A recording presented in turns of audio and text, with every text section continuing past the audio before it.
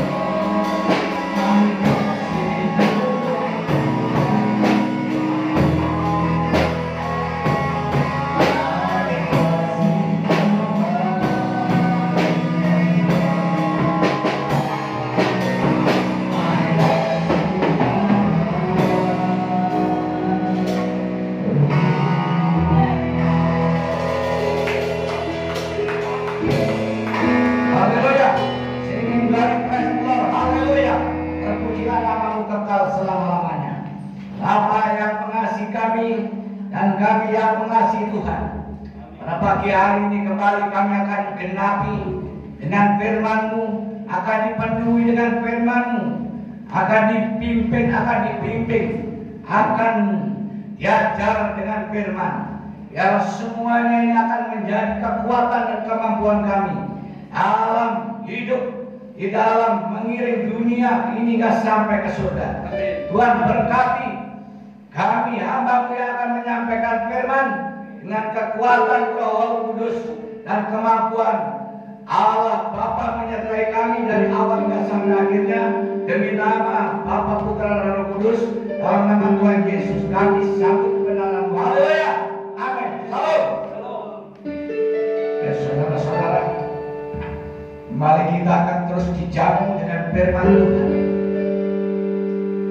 Karena firman Tuhan ini adalah merupakan satu makanan dan minuman. Yesus berkata, siapa makan dan minum darah ini, ia akan memperoleh kehidupan yang kekal. Amin. Jadi untuk menuju hidup yang kekal, itu adalah perlu makan dan minum sebagaimana layaknya, yaitu makan dan minum yang bergizi atau bermutu. Dan kalau makanan kita dan minuman kita tidak bermutu dan tidak bergizi, maka hasilnya apa? Ya, seperti asam lambung, seperti diabetes. Itu hasilnya penyakitnya. Darah tinggi, kolesterol dan lain sebagainya. Bahkan di sini busuk lapar. Karena apa? Makanannya yang kurang bergizi dan minumannya di sini kurang bergizi.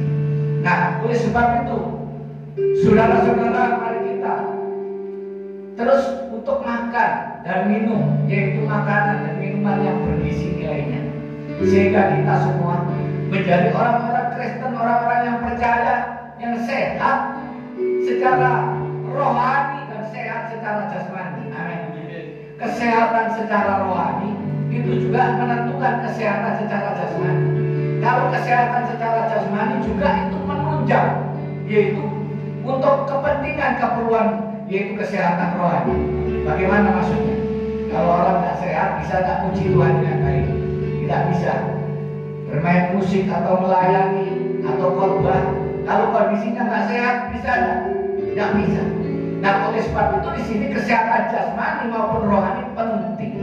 Nah, dengan demikian maka kedua-duanya mempunyai arti sinergis, ada kerjasama, ada teamwork yang kuat untuk bisa menjadi seorang yang memiliki kekuatan dan kemampuan dalam segi kehidupan. Dalam segi kehidupan ini perlu kuat dan mampu sehingga sanggup melakukan segala perbuatan-perbuatan yang baik, perbuatan-perbuatan yang besar, perbuatan-perbuatan yang mempunyai kualitas dan keberhasilan yang luar biasa di dalam dunia. Amin. Kalau kita mempunyai kemampuan dan kekuatan untuk menjalankan kehidupan, maka kita menjadi orang-orang yang sukses, orang-orang yang berhasil, orang-orang yang beruntung, dan orang-orang yang menerima berkat kasih karunia dari Tuhan. Wah, ini pendahuluannya cukup panjang. Karena apa? Ya, materinya nggak terlalu panjang. Jadi kita mengambil beberapa materi dan ayat-ayat yang akan saya sampaikan di sini. Tidak asing lagi dan sangat lazim, sangat populer. Apa itu artinya? Judulnya di sini selalu pertanyaan-pertanyaan. Kenapa demikian saya membuat judul ini? Supaya untuk mudah dicerna, mudah dimengerti oleh orang-orang. Ya, jadi saya mengambil judul-judul dan teknis khotbah ini tidak terlalu bertele-tele, tidak terlalu di sini ngalor ngidul ketan Bali mulu, ya. Tidak, tetapi di sini searah setujuan, sehingga kita semua mulai dari bayi-bayi, anak-anak, remaja, dewasa, orang tua, lansia bisa memahami dan mengerti tentang firman Tuhan ini. Karena firman Tuhan ini tidak berlaku untuk orang-orang pintar saja, orang-orang dewasa saja, tetapi mulai dari orang yang kurang pintar hingga sampai orang yang pintar, orang yang kecil, anak-anak, bahkan bayi-bayi bisa mendekat dan memahami firman Tuhan ini. Amin.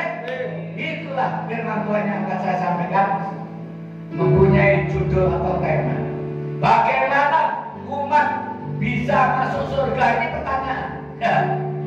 Kalau ini pertanyaannya, maka ada jawabannya. Jawabannya harus pasti. Ya, jawabannya tidak boleh semu, tidak boleh kemungkinan, dan tidak boleh ragu-ragu. Mudah-mudahan tidak ada jawaban yang sifatnya di sini komprehensif, positif, pasti dan yakin adalah jawaban yang ada di dalam Alkitab. Amin. Di luar Alkitab tidak benar, tetapi yang benar adalah di dalam Alkitab. Jawaban yang pertama, bagaimana umat bisa masuk surga? Yaitu Yesus adalah jalan. Amin. Yesus jalan. Kita lihat Yohanes 14 pasal 6.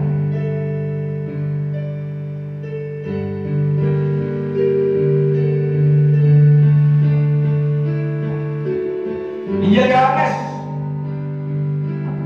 pasal 14 ayat 6, dan terus kata Yesus kepadanya, Akulah jalan dan kebenaran dan hidup. Amin.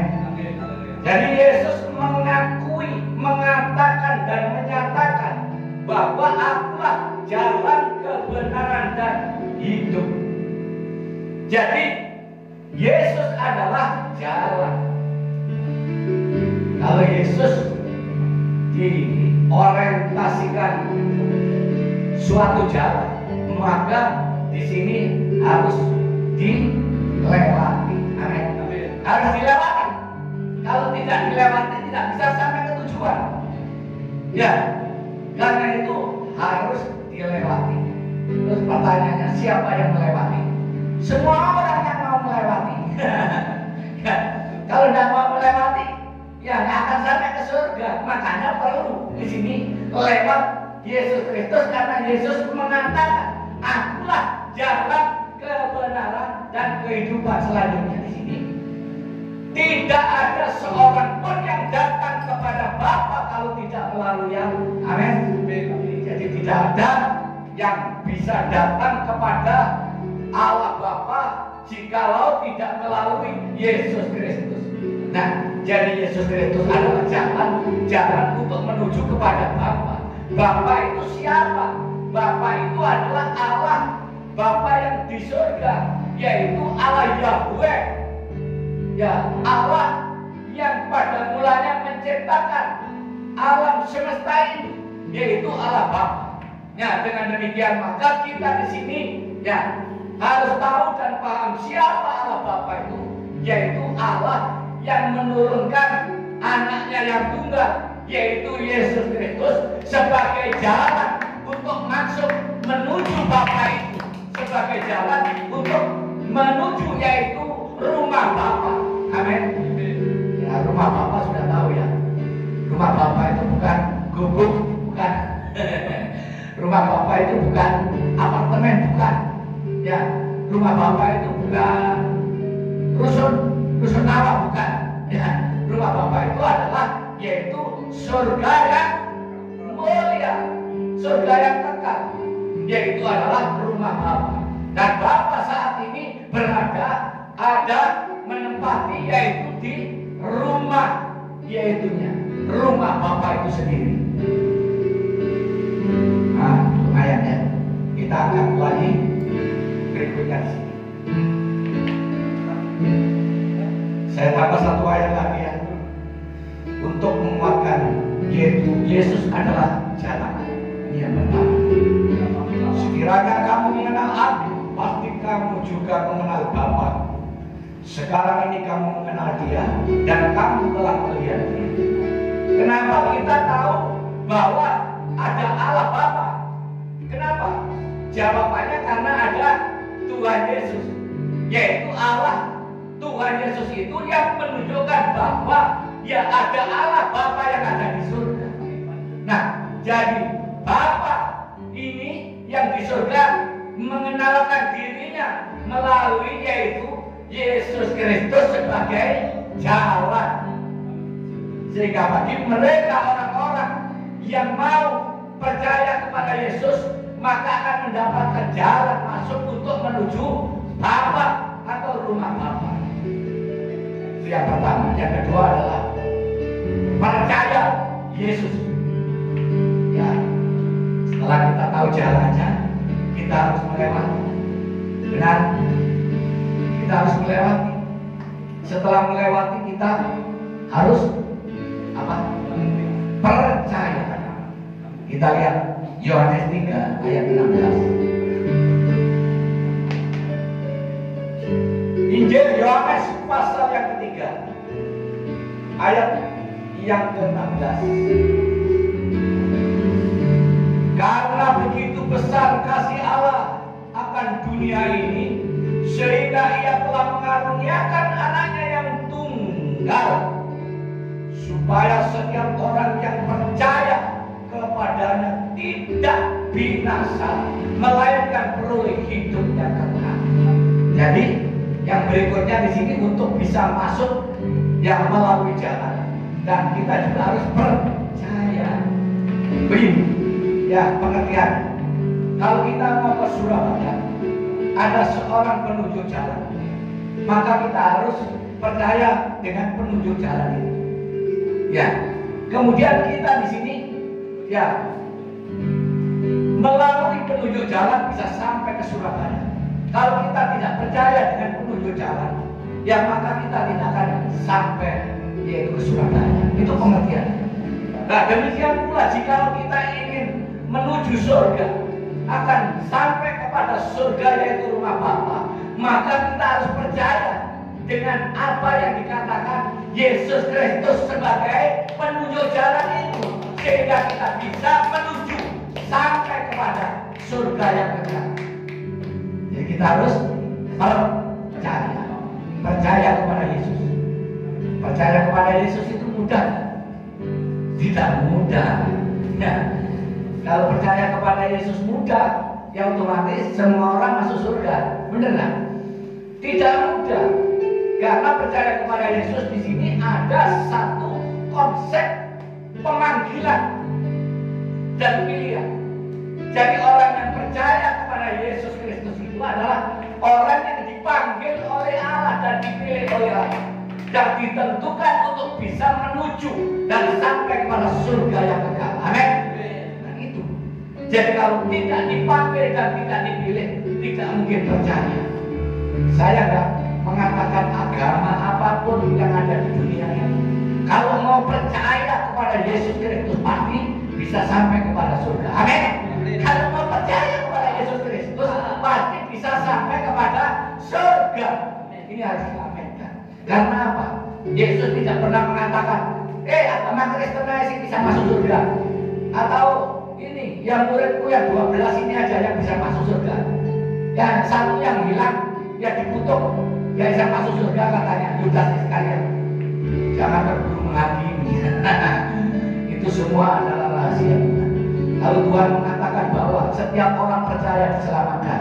Ya Yudas Iskariot juga diselamatkan. Mereka yang mengutuki Yesus Kristus ketika Yesus Kristus di kayu salib juga diselamatkan. Yaitu pasukan Romawi dan orang-orang yang dikatakan yaitu Farisi dan ahli-ahli Taurat. Semua mengutuki Yesus. Itu selamat. Karena apa? Yesus di sini ya mati bagi semua orang yang ada di dunia, untuk supaya mereka masuk surga. Bagi mereka yang dipanggil, terpanggil, dipilih, ditetapkan sesuai dengan rencana untuk masuk surga. Itu pengertiannya. Bagian yang ketiga, dibenarkan. Roma pasal 5 ayat 1 dan 9. Jadi yang ketiga adalah dibenarkan. Amin. Jadi yang pertama di sini jalan melewati Yesus, yang kedua dan harus percaya kepada Yesus, dan untuk bisa memiliki surga itu karena pembenaran. Ya, Roma pasal 5 ayat yang ke-1 kita baca.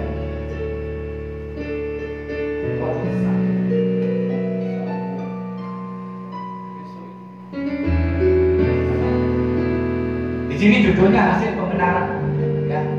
Hasil pembenaran, sebab itu kita yang dibenarkan karena iman kita hidup dalam damai sejahtera dengan Allah oleh karena Tuhan kita Yesus Kristus. Amin.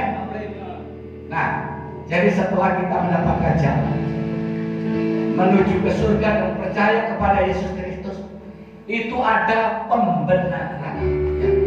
Pembenaran yang dilakukan bukan untuk kita yang berusaha untuk berupaya benar dan berusaha untuk menjadi benar. Contohnya apa? Begini, ada orang Kristen yang masih kurang yakin terhadap kehidupannya.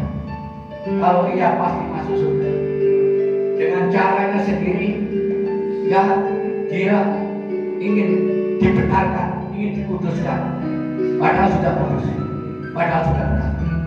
Ya, seorang melakukan ritual puasa, ritual memuji dan menyembah Tuhan, menjadi seorang pendoa syafaat, berkeliling di kota-kota, di desa, di pinggir-pinggir, di tempat-tempat yang angker, bawa minyak dan lain sebagainya.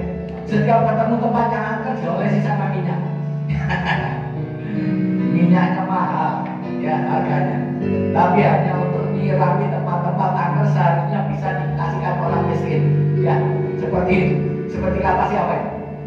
Ya, seperti kata Yudas Iskariot. Jadi ketika Yesus Kristus diurapi dengan minyak sama orang perempuan, ya, di perempuan berdosa, ya sebaiknya itu minyak itu dijual, harganya mahal, dibagi-bagikan kepada orang miskin. Tetapi tidak mau tahu bahwa rencana Yesus itu apa? Minyak itu untuk menguburkan diri. Nah demikian juga dilakukan oleh orang-orang yang ingin menjadi kudus, orang-orang yang mencari kebenaran sendiri.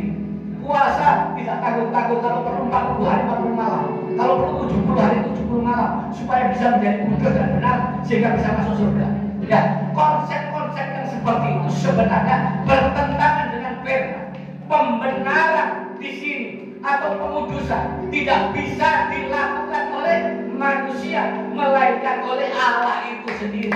Kebenaran bahwa Yesus, kebenarannya bahwa Yesus telah mati dan bangkit dan hidup selama-lamanya, otomatis semua orang percaya, orang yang beriman, orang Kristen pasti masuk surga. Amin. Jangan ada keraguan. Hei umatku Kristen, orang-orang yang percaya, mari kita semua yakin dan percaya bahwa kita semua pasti mendapatkan jalan kebenaran dan kehidupan. Lewat Yesus Kristus kita adalah jalan, dan lewat Yesus Kristus kita adalah percaya, dan kebenarannya lewat Yesus Kristus yang telah mati dan bangkit hidup selama-lamanya. Tapi kita semua menyediakan tempat, yaitu di surga yang kekal. Apa? Yang keempat di sini adalah kasih karunia. Jadi yang pertama Yesus adalah jalan, yang kedua adalah percaya, yang ketiga dibenarkan karena iman dan keyakinannya. Dan di sini adalah semua oleh kasih karunia. Amin. Efesus pasal 2 ayat 5.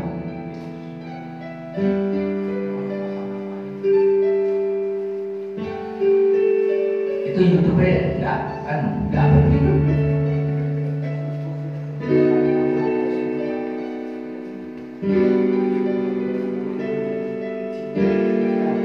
Baik, kita lihat. Jadi semua karena kasih karunia ini penting, supaya kita tahu bahwa bukan karena usaha manusia untuk bisa masuk surga, bukan karena oleh seseorang, oleh pejabat, oleh pemerintah, oleh para nabi-nabi, oleh para rasul kita bisa masuk surga, melainkan apa? Oleh kasih karunia. Yesus pasal yang kelima, pasal yang kedua dan yang kelima telah menghidupkan kita bersama-sama dengan Kristus. Sekalipun kita telah mati oleh kesalahan-kesalahan kita, oleh kasih karunia kamu diselamatkan. Amin. Oleh kasih karunia kamu diselamatkan. Bukan pemberian umat manusia, bukan pemberian orang, bukan pemberian pejabat, bukan pemberian pemerintah, bukan pemberian penguasa, tetapi oleh kasih karunia Yesus Kristus yang menyelamatkan kita. Amin. Tuhan memberkati. Silakan. Penyanyi, musisi, ambil bagian.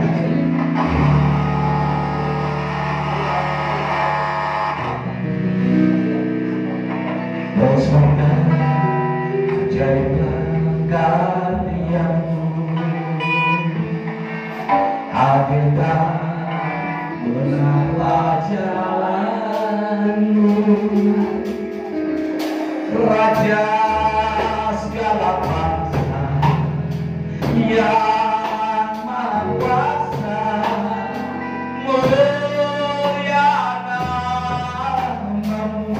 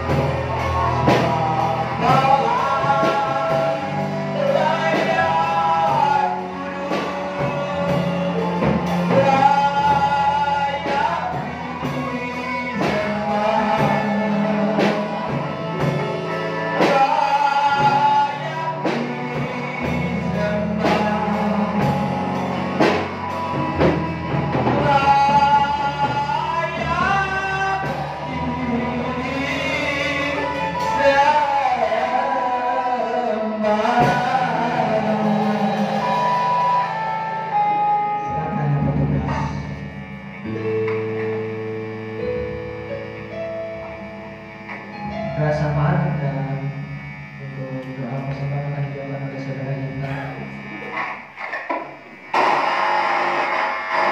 Rezekimu kan? Ora apa-apa ngomong karo oleh. Masuk YouTube lah, pilih ngomong. Mungkin tidak berapa. Terima kasih Tuhan buat kebaikan Tuhan, buat damai Tuhan. Dan kami juga Tuhan sudah mendengar firman Tuhan pada pagi hari Tuhan, memberkati kami Tuhan.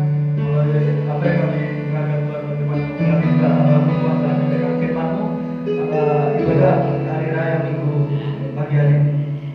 Dan kami juga berdoa Tuhan untuk keadaan dimanapun setiap anak-anak berada, menjaga mereka menyertai apa yang mereka kerjakan dalam pekerjaan mereka, berusaha mereka Tuhan menyertai selalu dalam perlindungan dan penyertaan kepada Tuhan. Diserahkan dalam tangan Tuhan. Apa doa Tuhan bagi bangsa negara kami Indonesia, memberkati bangsa negara kami Tuhan dengan keamanan, keselamatan dan kemurahan, Tuhan membawa Tuhan bangsa kami Tuhan dalam Tuhan semakin hari semakin maju Tuhan dalam segala hal yang perekonomian kebaikan Tuhan. Bangsa-bangsa di dunia itu beri keamanan Tuhan, dan seluruh dunia ini Tuhan dapat Tuhan dapat kebaikan, kemurahan selalu Tuhan dari Padamu Tuhan Yesus. Terima kasih Tuhan Yesus. Berdoa Tuhan juga untuk keluarga kami Tuhan, pagi ini Tuhan dan dari selalu dalam perlindungan dan kemurahan Tuhan, dan berkati Tuhan setiap apa yang kami lakukan Tuhan, kiranya Tuhan selalu Tuhan berkati kami semua Tuhan. Terima kasih Tuhan. Kami berdoa Tuhan berkati dari persembahan, berkati Tuhan kami yang memberi Tuhan Tuhan. Kami berdoa di dalam nama Tuhan Yesus Kristus. Haleluya. Amin.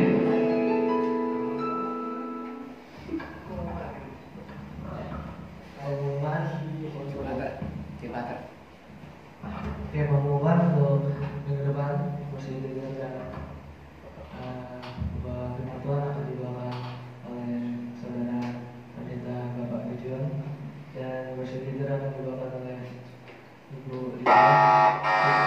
Dan ada ibadah yaitu ibadah umum pada jam 8 waktu minggu, ibadah sekolah minggu jam 8 pagi, ibadah keluarga hari Rabu, ibadah Jumat jam 8 malam, ibadah pemuda remaja di hari Sabtu, dan latihan musik di hari Sabtu. Dan sekian adalah pertemuan ini. Tidak ada, kita akan tutup ibadah pada minggu, pada bagian bulan, segala ujian kemuliaan bagi Allah.